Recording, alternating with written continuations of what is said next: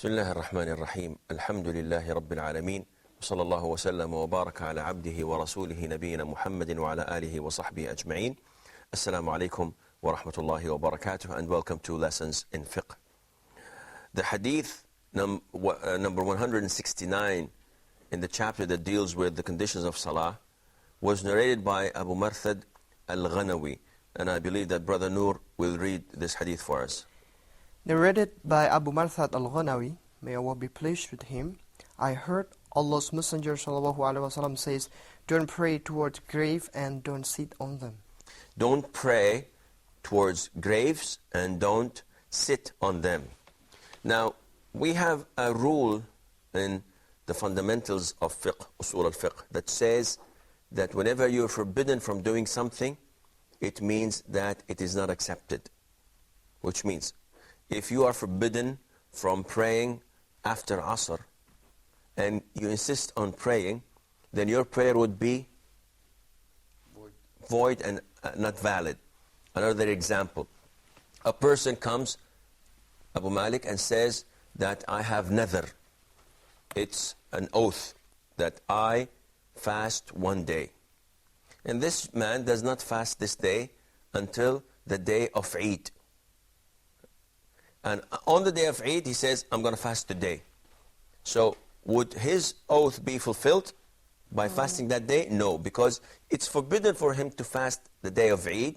And if he does fast the day of Eid, it's not accepted. Therefore, he still has to do and make up for that one day that is an oath that he made it another on himself. Likewise, the Prophet says here in this hadith that do not pray towards graves. Now he is making this something forbidden. If a person goes into a cemetery and it's Asr prayer and he skipped the prayer with the congregation and he prays in the cemetery, would his prayer be acceptable? From the rule that we've said it is not acceptable. It's forbidden for him to pray. If he prays, he has to pray it again once he goes out of the graveyard or of the cemetery. And why is that? This is to protect Islam, to protect you from a possibility that you may associate others with Allah Azza wa Jal. Now, a lot of people would jump to conclusions and say, who would worship a dead person? Who would worship a corpse that died? Well, this question sounds very logical, but throughout the history, we've seen people worshiping dead people, and they're still doing it until today. And this is a sign of the absence of Iman, the absence of Tawheed, and the absence of a clear mind to tell you what to do and what not to do. Ibn al-Qayyim says that this is one of the greatest tricks and traps of Satan to Muslims, where he makes them glorify the dead.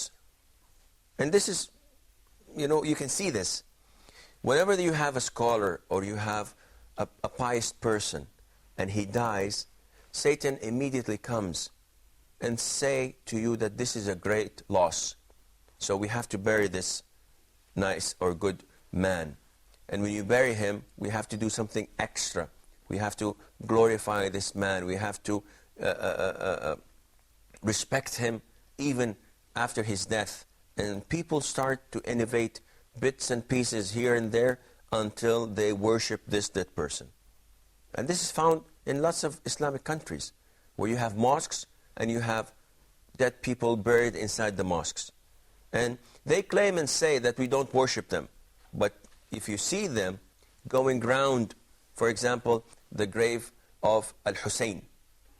Al-Hussein is the son of Ali. That means he is the grandson of the Prophet ﷺ.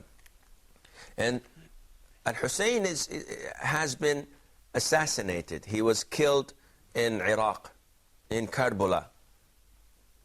And if you look at the Muslim world, you'd find that there's a shrine for him somewhere in Iran, and another one in Iraq, and a third one probably in Egypt. I don't know if they have anything for him in Syria. I don't know if they have anything for him in Afghanistan. No, in Afghanistan, the grave of Ali Karamallahu wajhu. Okay, now they say in Afghanistan they have the grave of Ali ibn Abi Talib, the cousin of the Prophet sallallahu alaihi wasallam. I think it's in Mazari Sharif. Yeah, Mazari. Now, this is strange. Ali never ever left the Arabian Peninsula. He was in Iraq. How did his body reach Afghanistan? It definitely did not. But people came and said, well, the Muslims there need, a boost. They have strong Islam. So what can we do to make this strong Islam redirected to bad Islam? Let's put the awliya, let's put these ideas of making these places sacred for them, and this diverts them from the Quran and Sunnah. And he succeeded. If you go to Iran, they tell you that this is the grave of Hussein.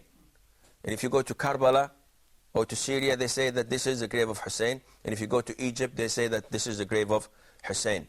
May Allah be pleased with him. One of the companions of the Prophet ﷺ, his grandson, and one of the masters of paradise. The Prophet said ﷺ, that Al-Hassan and Hussein, they were brothers, his grandsons, are the masters of the youth in Jannah. They are the top and the leaders, the head of youth in Jannah. And if you look at this situation, it's not unacceptable. So, do you mean to tell me that his legs are in Iran and his body is in Karbala, Iraq, and his head is in Egypt? This is not acceptable. Then what is? What's acceptable is that Satan comes to people and he tells them to glorify these dead and to think that they have powers, so that you should supplicate to them, you should pray to them, and you should slaughter them. And this is what we call fitna. Allah Azza wa Jal has put us on earth to worship Him. And He put us on earth to examine us. So if we pass the exam, it's heaven for eternity.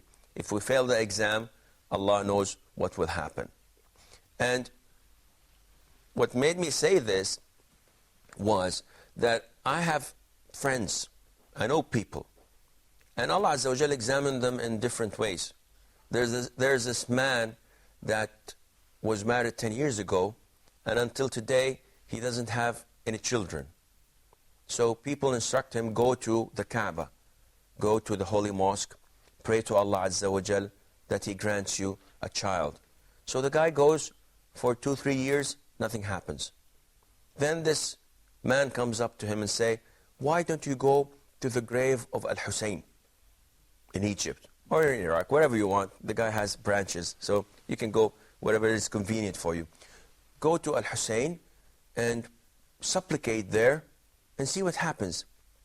So the guy says, well, let me give it a try. He goes to the mosque and he sees people rubbing the walls of the chamber and throwing letters or throwing pieces of clothing, and people saying, oh yeah, Hussein, do this for me, do that for me. And the guy gets, the feeling, and he starts saying, yeah, Hussein, grant me a child, grant me a good boy. And bang, within 9 months, his wife is delivering a healthy, beautiful boy. What would this man say? He would say that, I've prayed to Allah Azza wa Jal in the Kaaba, in the Haram, for 3 years and nothing happened. And look, in less than 9 months, I have a child. Then this is the real power. This is the power of the people. No, it's strong. This is a test from Allah Azza wa Jal, and you've just failed the test, and you're not a Muslim anymore. By calling and praying other than Allah, you become a non-Muslim. So one would say and argue, okay then, how did it happen? How did this man got successful in having this child? Who gives a child in the very beginning? It's Allah. Allah Azza wa Jal, who grants you this child, grants you health, grants you wealth. So by asking other than Allah Azza wa Jal, do you think that Al-Hussein himself has the power to give you anything?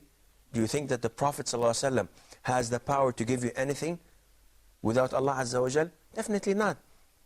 We're told not to glorify the dead, not to praise them. They're dead. We ask Allah for forgiveness for them, not to go and seek what we want from them. And that is why it's forbidden for us to pray to graves. Do you recall any incident, Fadi, where people started glorifying and praising the dead and then they ended by worshipping them? Like in the stories of the companions, or before? Muhammad? Yeah, the story that the Quran brought us, Lat Manat Uzat, that they were very great people. Yes. After they Al-Lat, Wal-Uzza, they were all people that were good. One of them, for example, Al-Lat used to get dates and put some wheat with it and make a meal for the pilgrims whenever they come. He used to give it to them. And the minute he died, they put a shrine on his grave and they started worshipping him. Before that, we have Abu Malik. There's the 5 pious people on the time of Sayyidina Nuh. Yes. And what happened when they died? The people, first they made the statues at like a square in the city. Why? To remember them. Yes. What, to remember them in what? In good, remember their goodness. That's exactly the point that Ibn Abbas, may Allah be pleased with him and with his father, told us, that at the time of Noah, there were 5 good people, and everybody respected them. And the minute they died, they felt bad about it. So Satan came to them and told them that, why not build statues on top of their graves? So whenever you see them, you remember how pious and good they were, so you do exactly like they used to do. And they did so. And after this generation died, new generation came in and they saw these statues and they saw how people admired them and glorified them. So Satan told them, do you know why they've built these statues? Because these people bring rain.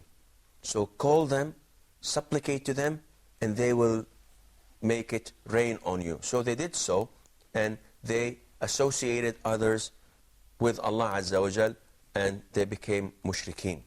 And that is why we are told not to have any forms of statues or drawings that may resemble any living creature.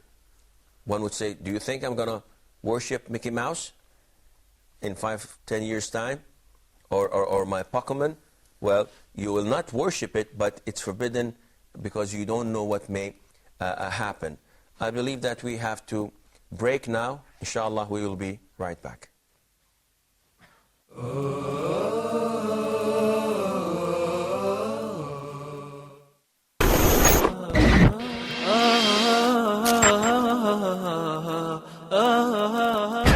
Islam is a comprehensive way of life. It deals with everything. The Prophet ﷺ wanted to empower people, and he wanted them to feel the responsibility, not just to rely on the state. The companions radiallahu ta'ala anhum, and in particular Abu Bakr, Umar, Uthman, Ali, in the beginning they were not pleased and they were not proud to become the Khalifa. These days we see the candidates running to become the emirs. Islamic State has to provide all inhabitants with the basic needs. It has to fulfill their basic needs. One of the main foundations of the Islamic State is to establish justice.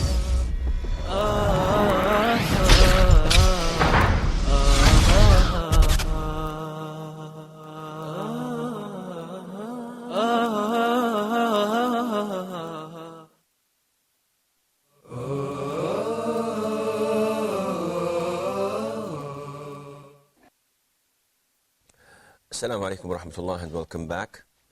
The hadith we read before the break, hadith Abu Murthad al-Ghanawi, may Allah be pleased with him. The Prophet says, sallallahu alaihi wasallam, don't pray towards graves, and we've gone through this, and we said that it is not permissible to pray in a cemetery or in a graveyard, and don't sit on them. And it's forbidden to sit on graves. A question just popped into my mind, and I hope I find the answer to it with you guys.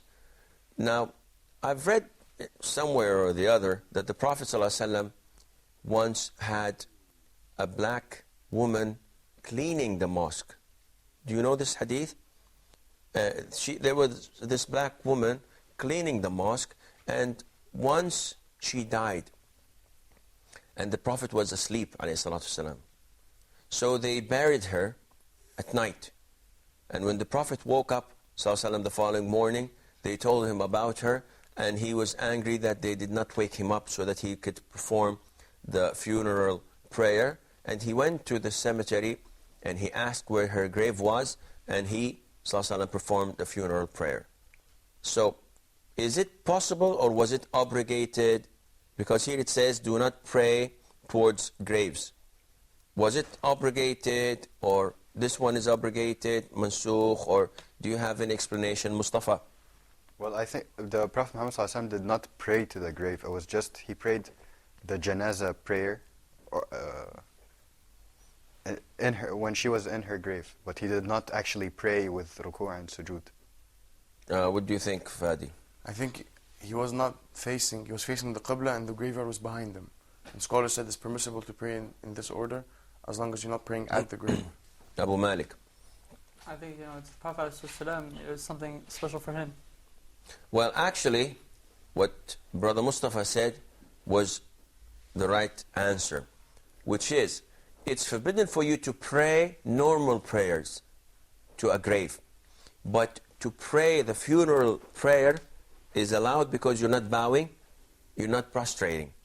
And to pray a funeral prayer, you have to have the body or the dead person between you and the Qibla.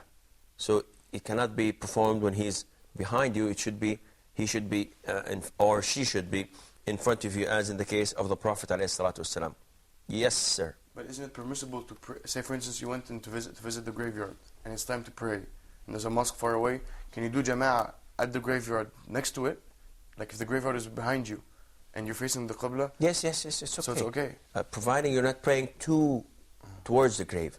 But again, from the other hadith, scholars say you should avoid praying in the cemetery. You should go out, not within the boundaries, because this may lead a little bit later on, a month or two later, that, okay, the graves are at our back, then on a later stage, they're a little bit to our right, on a later stage, they become in front of you. So just leave the cemetery. Noor. What about somebody who has a cemetery inside his house? Is his house considered to be grave or to be cemetery? No. Now this is an awkward question because it's not usual. Though there are people that have their burial areas in their houses. But sometimes I see who stays in the grave as to keep the grave, or to he stays inside. He makes a grave for himself. Yeah. He spends the night there. Yes, he spends the night. This was reported by some of the scholars in long times, and I don't know if this is a fact or a myth, because it's reported, and you have to synchronize lots of the things that you read. And it says that there was this scholar, whenever he prayed Isha, he used to have a grave in his house. He used to go in it, lie down, and put a piece of wood on top of him, so it's complete darkness, and he's staying there in this ditch until it's the break of dawn, and he's saying, convincing himself, telling himself that, oh, you're dead, now it's hell or heaven, and you have so many things that you should have done, you have not done them. And when it's the break of dawn, he goes out and says to himself, okay, Allah Azza wa Jal has brought you back again, so let's see what you do. Because when you're dead, you won't have the chance to do this. Now, this is far-fetched. I believe that this is too much. A person goes, and it's an innovation. This is a bid'ah. This is not recommendable.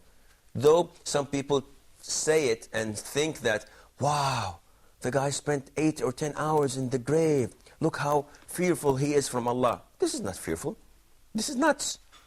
Instead of spending 9 hours in this ditch, and you should have prayed the whole night prayer. You should have studied ilm. You should have taught people. You should have done something useful in your life. But to sit, to lie down in this grave-like ditch and think that you're doing something good, this is not good. So this is unacceptable. This is an innovation. You should make use of your time. You know, you find people, they call them, they have different names, but you find them in mosques, sitting there for like 20 hours a day, maybe the full day, with beans like, prayer beans like 1,001 long, and they have these strange dhikr, and they open the books, and this is Salatul Fatih lima ughliq. It translates to the prayer that opens things that are closed. Well, what is this? Is it a master key? And they say, no, this is a special prayer given to us by wali so-and-so and by scholar so-and-so, and it's good that it does this, it does that. Is it sunnah? No. It's even more than sunnah. This is the wali. He's not a prophet. He's a wali. This is blasphemy. This is kufr. If you think that anyone could be better than the Prophet ﷺ. And they start to make noises and sounds, and they start to say Allah, Allah, Allah, Allah, Allah, like thousands of times. What are you saying? Say the name of Allah. We say it like 7,000 times between prayers. What use of that? He said, oh, this is dhikr. Did the Prophet ever say Allah, Allah, Allah, and he kept on repeating it? He said, no. So how do you innovate in it? This is bid'ah, this is forbidden. And after some time, instead of saying Allah, Allah, Allah, then they don't go directly by saying the name. They use a pronoun. They say who, meaning he. So instead of saying Allah, they will say him, him, him. So say in Arabic, who. What is this? This is a dog-like barking. This is not prayer. This does not relate to Islam at all. So it is definitely not sunnah to put a grave in your house, and instead of lying in your bed, you go down there and lie in it. This is un-Islamic. But some people used to live in graveyards. Living in graveyards is different than living in a grave. See, if you work in a graveyard, then you have your house next to a graveyard. Nobody lives inside the graveyard, usually.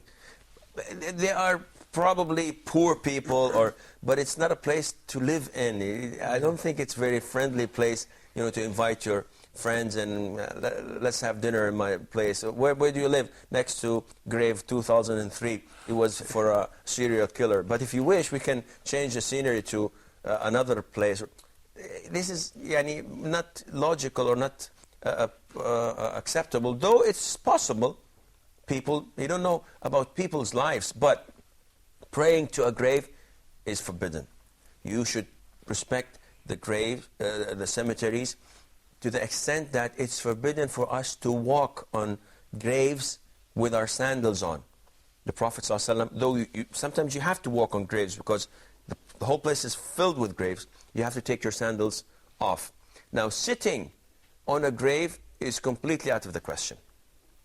Sitting on a grave is completely out of the question, because the Prophet told us ﷺ that whoever sits on the grave as if he's sitting on a burning stone. This is a punishment. And this tells you the respect we have for the dead. They're dead, they're history, but we respect the dead. And likewise, how would you think that we would respect the living? Our respect to the living should be even more and more. And all of this, not praying to the grave, is to safeguard the tawheed, to safeguard the monotheism, your belief in the oneness of Allah Azza wa Jal. And that is why there are so places in the Sunnah where it tells us, do not say the following: Allah and so on, Allah and Muhammad. Because in Arabic, when you say Allah wa Muhammad, or ma sha Allah wa shit, whatever Allah wishes and you. This is associating you with Allah in saying that Allah wishes this and you wish this. And this is not acceptable in Islam. We move on to the following hadith, hadith number 170. Narrated Abu Sa'id radiallahu anhu, Allah's Messenger sallallahu alayhi wasallam said, when any of you comes to the mosque, he should look, and if he sees impurity or filth on his sandals or shoes, he should wipe them and then pray on them. Mustafa, this hadith talks about which condition? This hadith talks about impurity. About purity, removing the filth. As we recall, that purity is divided into two. And this is essential that you understand this, because then you know what purity is. It's not only performing ablution. This is one part of it. So purity is considered to be removing the filth and lifting the state that you should be either taking a total bath or performing ablution. And in this hadith, it tells us that when you go into the mosque at the time of the Prophet ﷺ, you could also pray wearing your socks, wearing your shoes. Now, we've said that in our times, this is not acceptable simply because the mosques are covered with carpets, and carpets take any dirt that you bring to them when you step on these carpets. So it's not a sunnah, it's not recommendable, you should not do this. And in this hadith, the Prophet tells us that one should look into his shoes. Why? To see if there is any filth in it, any najasa, any impurity. And if there is any impurity, one should remove it. But if there is nothing, then he can pray and he has nothing to do with it. Is it sunnah to pray wearing sandals? Mustafa? Yes, it is sunnah to wear sandals, because Prophet Muhammad ﷺ told us to be different from the Jews and the Christians, because they... The Jews, not the Christians. Okay, the Jews, because they only pray without wearing sandals. Barefooted. They pray barefooted. But Muslims can pray both ways, and it's preferable if you have your sandals on and you're praying in a place that does not have any carpets, that you pray wearing your sandals. I'm afraid that this is all the time we have for today's program. I believe, inshallah, that there are a few issues still to be discussed, so we will delay that to until we meet next time. Then, fi amanillah, wassalamu alaikum wa rahmatullahi wa barakatuh.